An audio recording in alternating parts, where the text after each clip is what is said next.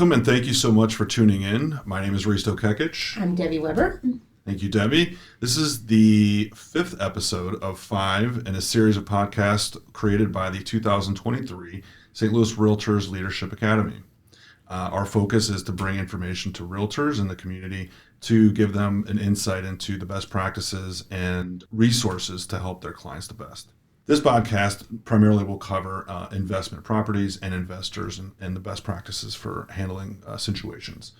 Debbie, first question. So basically when you have a Section 8, can you go into detail about type of tenants and the things that you would need to acquire by providing Section 8 housing? So for those that may or may not know what Section 8 housing is, Section 8 housing is through the Housing Authority, which a voucher is given to tenants that may have some income challenges. So they don't have a lot of income, so they qualify to get Section 8 help for rent on their property, wherever they're living. Sometimes the Housing Authority will give them partial vouchers, so they pay maybe 30 to 50% of that, and the Housing Authority pays the rest. Sometimes it's even 100%, so it just depends on the person, the tenant that's been qualified and what their situation is. When it comes to an investor, having a Section 8 tenant is actually, it's guaranteed money. You know that they're actually the government is going to pay their rent every month. One of the things that's the challenge sometimes is maybe not vetting the actual tenants very well. So what I always tell my first-time investors is that you need to definitely be involved with your property, meaning that with the Section 8 tenant, a lot of times people just collect their rent and they never come back by and everything. Really to be a very good landlord and making sure that your property is always being taken care of, even with Section 8 housing tenants, you need to be someone that is constantly there, constantly checking in, checking on the property, making sure that you're keeping in good communication with them, and coming by every few months just to make sure things are running smoothly. The more that you are involved with those tenants and the more that they see you being involved with their properties, they're going to tend to take care of the property a lot better and have a better experience with Section 8 housing tenants. Absolutely. Yeah, communication is key for sure. So, and I know obviously you know a little bit about that as well with Section 8 housing or just tenants in general. Mm-hmm. When you are dealing with a tenant, how do you decide who pays utilities and things of that nature for the investor? Yeah, absolutely. There's a lot of options there. As a owner, you want to make sure that your tenant has the best situation for them possible so that they're a happy tenant and they take care of the property, like you mentioned. Although in some cases you can have them have the responsibility of handling the water, electric, gas, the utilities, trash, things of that nature that will alleviate that of monthly expenses for you as an owner and put the responsibility on them, and they feel a little bit more tied to the property and making them responsible for those things gives them that mindset that's part of their property. They're inputting in that financially and also with their time, so that makes a big difference. Giving them that like you said, the responsibility of that. Mm-hmm. I have seen though that sometimes some tenants or some landlords will add just that as part of the actual monthly payment. So that could also help alleviate some issues as well. But so if the water bill is $50 and you know that all the time, then you automatically add that to the mortgage, so that you know that it gets paid. However, it just really depends on the type of landlord you want to be. If you have someone that's managing your property, or if you feel comfortable with the actual tenant paying all the additional utilities. Absolutely, yeah. I think as far as payments, obviously there's different ways to set that up with a tenant. Right. So there's things called month to month, and then there's a lease. Can you give us a little detail on the differences between those, please? So you probably don't want to go in right away at a month to month. I think all of us have been in apartments and things of that nature. You usually have a first time you have at least a 12-month lease, and that's usually the best way that you want to handle tenants, whether they're Section 8 or just normal regular tenants. But us as real estate agents, we do have contracts that are specifically generated to help you as a landlord and puts all those kind of things in writing. And you will have a specific contract that tells you and the actual tenant everything about their responsibilities. You're in a contract for a certain amount of time. It shows their rights, your rights as a landlord, their rights as a tenant, and it really just makes for a smoother type of agreement between the landlord and tenant.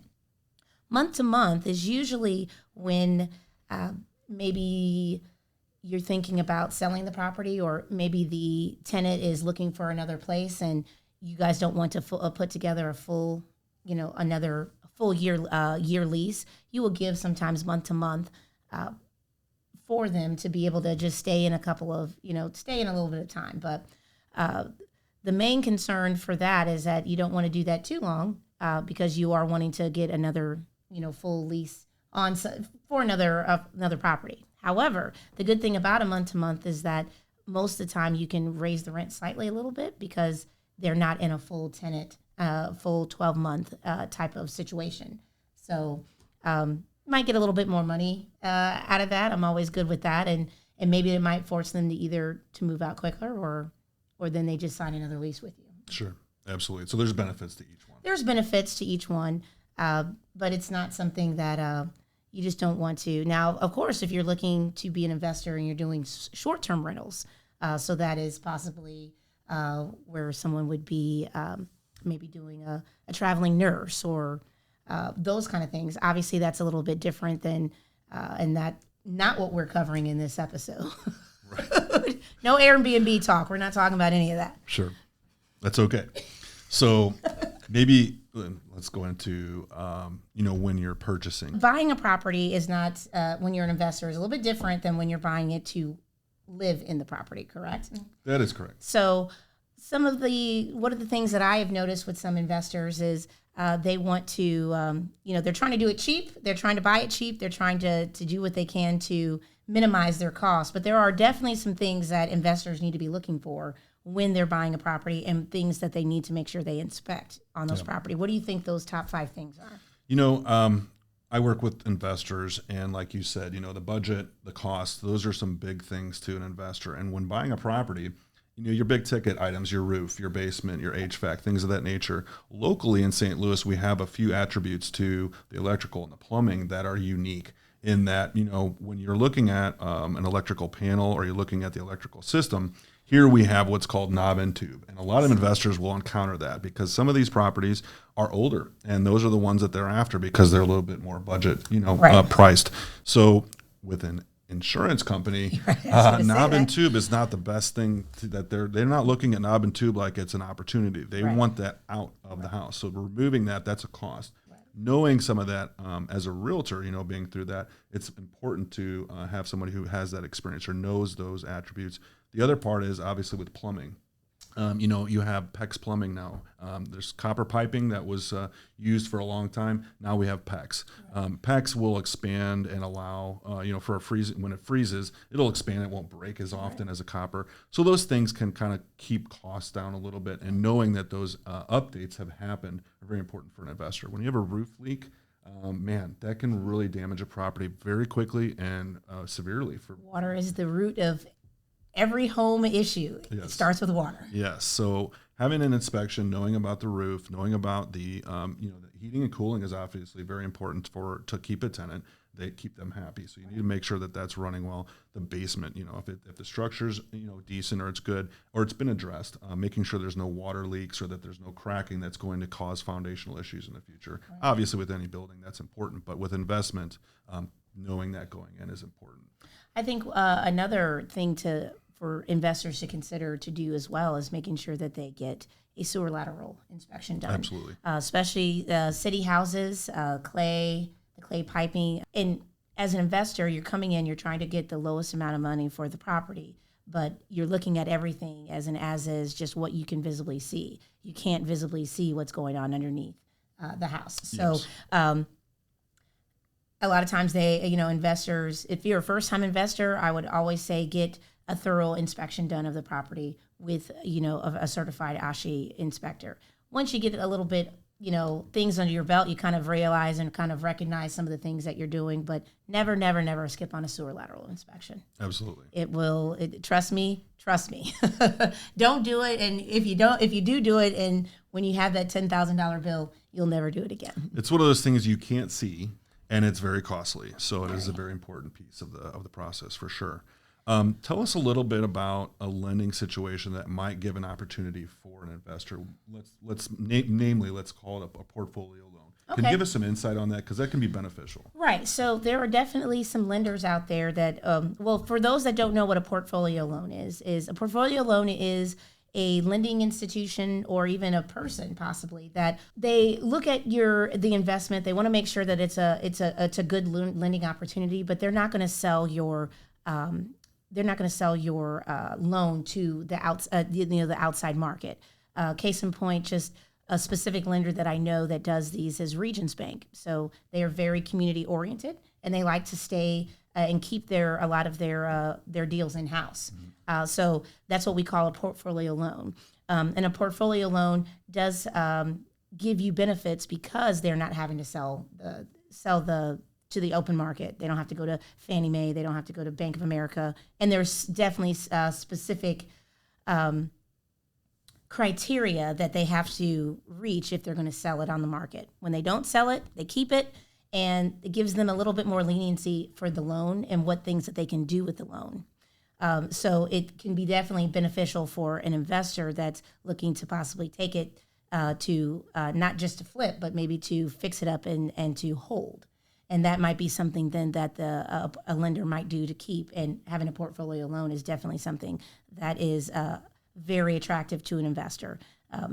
There are also type of investment like hard money lending, which is kind of what I was just was kind of talking about a little bit. So a hard money loan is for someone. Usually they're not a bank per se. They're usually sometimes a person or a conglomerate of investors. But a hard money loan, it's a little bit more higher interest, but they are really good at helping investors with fix and flips.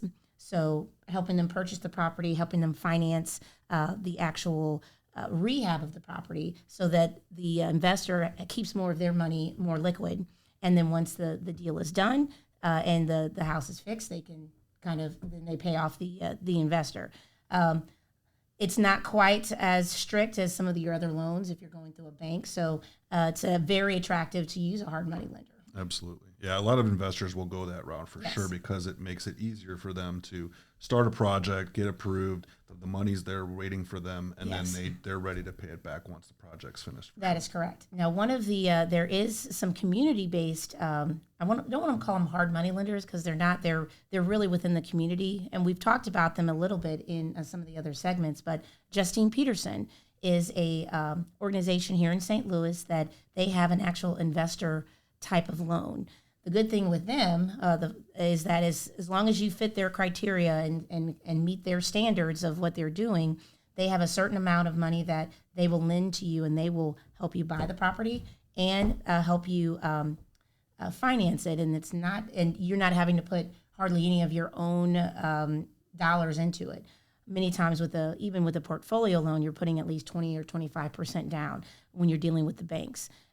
Justine Peterson is a community grant type of organization, and they do these all the time to help investors put money into St. Louis, rehabbing homes that may not get rehabbed, and then once they get fixed and paid back, they go do it again. So it's a really great opportunity for a new investor that wants to get their feet wet, maybe a little cash poor, don't want to put too much money into it, but has the opportunity to do that. And it's a great way to kind of figure out your whole investment type of vibe when you're starting to do this. Sure. Got it. That's excellent information. Yeah, yes. That's a great program for sure locally. Absolutely. I wouldn't have known about any of those things, however, if I hadn't been really part of St. Louis Realtors, being a part and connected into with the Leadership Academy, with just being a part of community engagement, different organizations within the St. Louis Realtors. That's how you get to know a lot of these things that you can then give to your clients and make you look like a rock star. Yeah, connections are very important, and information is one of the top keys for success. Absolutely. Absolutely. The other couple of things that I think we are wanting to discuss, basically, as an investor, if you're going to have property or properties, it's important that you have all the pieces managed. And there's companies out there called property management companies, and what they do is take it step by step. They start with finding you a tenant. They put them through a background screening process. They manage taking the rent and the deposits and managing all the finances. They field questions and problems with the properties for the tenant and make sure that it's repaired and updated and maintained. The property management company basically does all of your back end and front end processes that you may or may not want or can do. Right. So that's a big plus there too. There's a percentage that they require per month of that rent that goes into their fees to do the processes and services that they provide. But that can be a big asset for if you have one or more properties, and it requires a lot of time and energy to keep all of that and managed. You just may not have it. And what I talked about before is that if you're not going to have a property management company helping you with your properties, you have to be someone that is on top of everything. You are the property managers. And so if you don't have that kind of time, having a property management company to do that is definitely vital, and can definitely even also help you with growing your portfolio, because in many cases these management companies, they manage many people with lots of multifamily homes, single family homes. So it's also even an opportunity as an investor getting in with some of these property management companies. When they hear of people wanting to sell, or somebody might be doing it, you might be able to have the first hand and getting into some additional property that you may have missed out on, or maybe outbid or anything if it goes onto the open market. Sure. Yeah. Well, again, having that information and knowing the community and being connected will help you understand that. Yes. And man, it makes a big difference going in for sure for investors. So absolutely. That's very important. Absolutely. At the end of the day, as we're talking, if you haven't missed the tone in here, is be connected and to be an asset and a resource to your clients. So the more that you know about you don't have to know everything, but the more you know about a few things, you can at least be able to give professional and great resources to your clients that just make you look like more of a rock star. And knowing a little bit more about investment as well is always a good thing to help people, to help your clients build generational wealth. You buy your first property, you're living in that. The next portion, trying to do some investment. And it's always a good thing to have. And having the right agent and realtor to guide you through that is very important. Absolutely. Absolutely. One other thing I will mention, and that a lot of investors may or may not know, but a lot of them use what's called a 1031 tax exchange.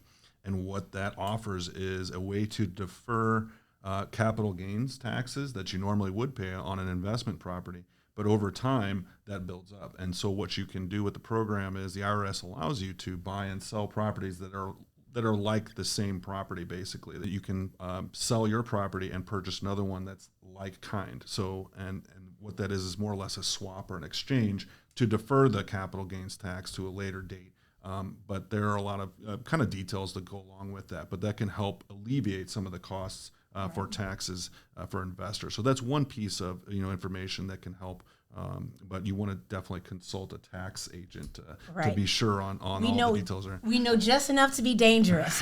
As I always say, I know just enough to be dangerous, but you got to definitely look it up. And when you're talking about the capital, like the 1031 exchange, and it made me think about like even knowing more about your historic tax credits. So you've got many areas in the St. Louis area that are considered historical, and especially if the home is 100 years plus, it's considered usually a historical home. So you're rehabbing, an investor wants to come and rehab. There is tax incentives, historic tax credits that you can get that will help you offset some of your rehab costs. But it's specifically so that you rehab the home in the kind of, not the dated way, but at least keeping the aesthetic of the historical nature of the property. But again, that's a way to save money and to help your investor be able to take down some of their costs by making sure that they're keeping the aesthetic of a historical home. Sure, absolutely. Lots of information. There's lots of things that you have to